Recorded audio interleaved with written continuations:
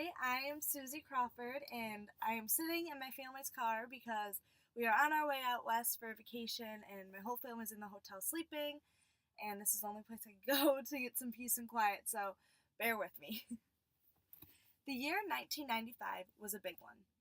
Bill Clinton was the President of the United States and had not yet been accused for his alleged affair with Monica Lewinsky. The U.S. rescued Mexico's economy with a $200 billion rescue program. The Rwanda massacre killed 2,000 people.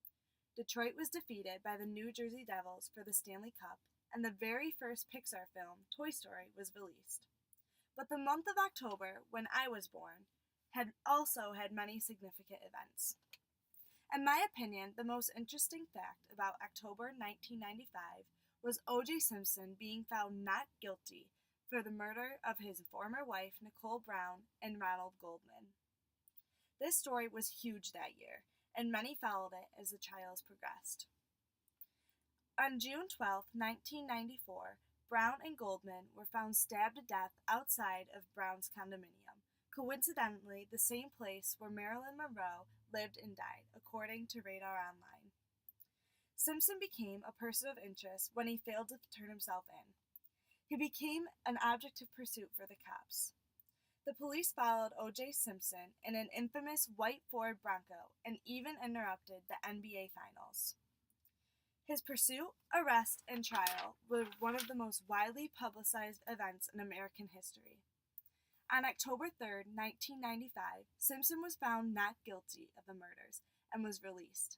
An estimated 100 million viewers tuned in to watch the verdict. Yet another tragedy occurs in October of 95 when the Latina singer Selena is murdered. On October 23rd, the president of Selena's fan club, Yolanda Salvador, is convicted of first-degree murder. Another interesting bit of information I learned is that on October 17, 1995, a French woman named Janine Calment turns 120 years old and 238 days. This made her the oldest person to ever live up to that date. On the 16th of October, the Million Man March took place in Washington, D.C. It was led by a group of civil rights activists and included many speakers, like Mr. Martin Luther King III. The march caused controversy with the lack of female participation. Organizers excluded women from the march because men needed to improve their character and women need to recognize their place in the home, as stated in an article by Wikipedia. On October 24th, the exact date of my birth, a total solar eclipse was visible from Iran, India, Thailand, and Southeast Asia. Total solar eclipses are extremely rare and only last a few minutes. They reoccur at a certain place only once every 350 to 400 years. Hurricane Opal reaches Pensacola Beach, Florida on the 4th with a speed of 115 miles per hour and was classified as a Category 3.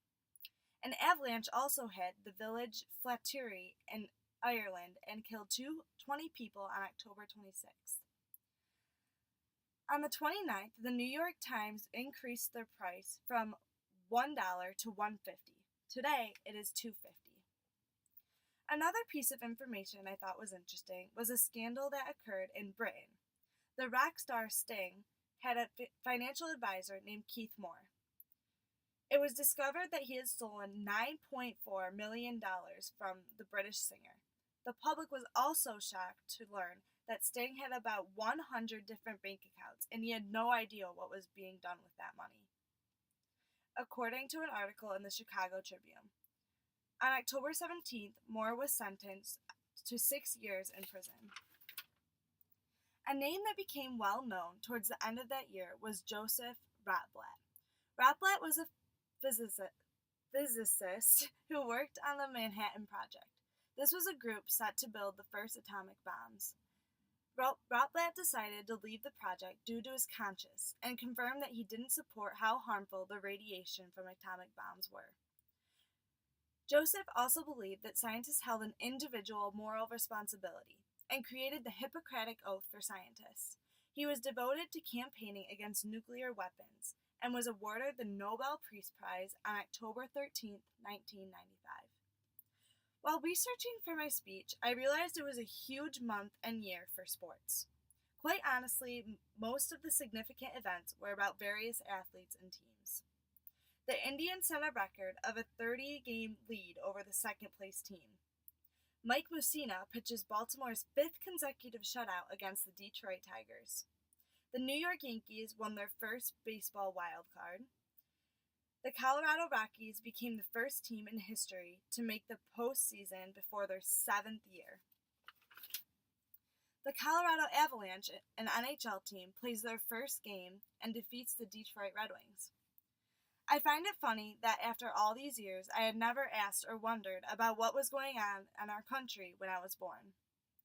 It's crazy that so many monumental events occur daily and that we either forget about them or are clueless that they even happened. Humankind truly makes history every day, and I enjoyed learning and researching things about October 1995 that I had never heard about. Thank you for watching.